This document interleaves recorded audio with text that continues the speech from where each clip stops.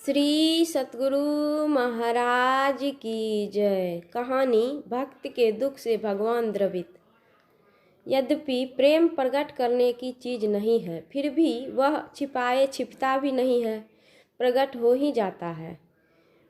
प्रेम छिपाया ना छिपै, जा घट पर घट होय। जो पै मुँह बोले नहीं, तो नैन देते हैं रोय। संत कबीर। जब स्नेह की सरिता उमड़ती है तो वह स्वामी से मिला सुधारस पिला जीवन मंगलमय कर देती है। इस विषय की परिपुष्टि के लिए मानस का यह प्रसंग बड़ा ही सरस एवं रोचक है। अशोक वाटिका में शोकाकुल श्री सीता जी राम विरह में व्याकुल है और सह्य पीड़ा से पीड़ित हो अब वे मृत्यु का आलिंगन करना ही चाहती है कि उसी समय पवन तनय से उनका प्रथम परिचय होता है। कुशल प्रश्न के पश्चात आर्त हो जानकी जी जिज्ञासा करती है, हे हनुमान जी, श्री रघुनाथ जी तो बहुत कृपालु है, उस कोमल चित्त में प्रभु ने किस कारण निठुराई धरी है। उनका तो सहज स्वभाव है कि वे सेवक को सुख देते हैं। हे कपि, कहो क्या कभी वे मेरी याद भी करते हैं। इस प्रकार कहते कहते उनका गला रुद्ध हो जाता है, वचन अवरुद्ध हो जाता है और उनकी आँखों से आंसुओं की अजस्र धारा प्रवाहित होने लगती है।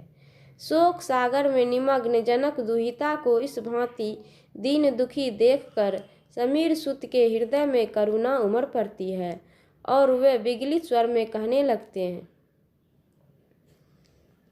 मातु कुशल प्रभु अनुज समेता, तब दुख दुखी सो कृपा निकेता। जननी जन मानहु मन ऊना, तुम ते प्रेम राम कह दूना।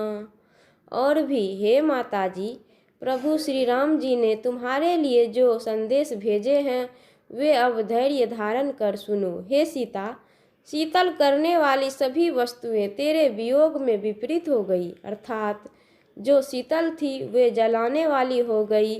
वृक्षों के नए कोमल पल्लव अग्नि के समान लगते हैं, बादल मानो तप्त तेल बरसाते हैं। जिस वृक्ष के नीचे जाकर रहता हूँ वह भी दुख देता है। शीतल मंद सुगंधित पवन सर्प की सांस के समान लगता है। कहने से कुछ दुख घट जाता है, पर किससे कहूँ, इस दुख को जानने वाला कोई नहीं। अधिक क्या कहूँ सीते, सुनो।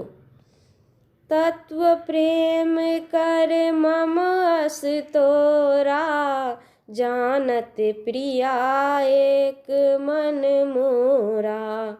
सो मन सदा रहत तो ही पाही, जानू प्रीति रस इतने ही माही। हे प्यारी, मेरे और तेरे प्रेम के तत्व को केवल एक मेरा मन जानता है, सो वह मेरा मन सदा तेरे पास रहता है। बस इतने में ही प्रीति का रस जान लो।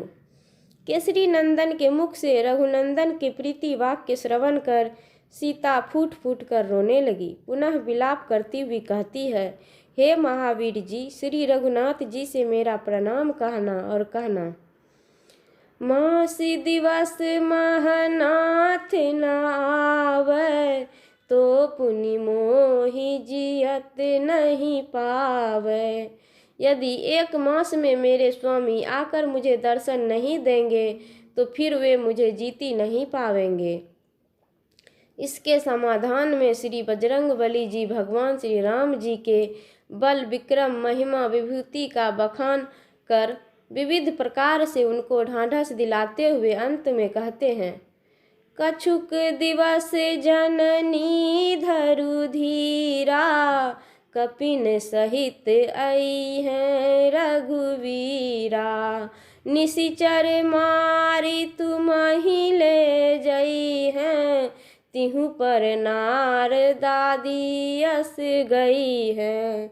यह प्रसंग सिद्ध करता है कि एक विरहनी अपने प्रियतम के वियोग में किस प्रकार आकुल व्याकुल होती है और उनको नहीं पाने पर अपने तन को तिनके के समान जान तजने के लिए तैयार हो जाती है।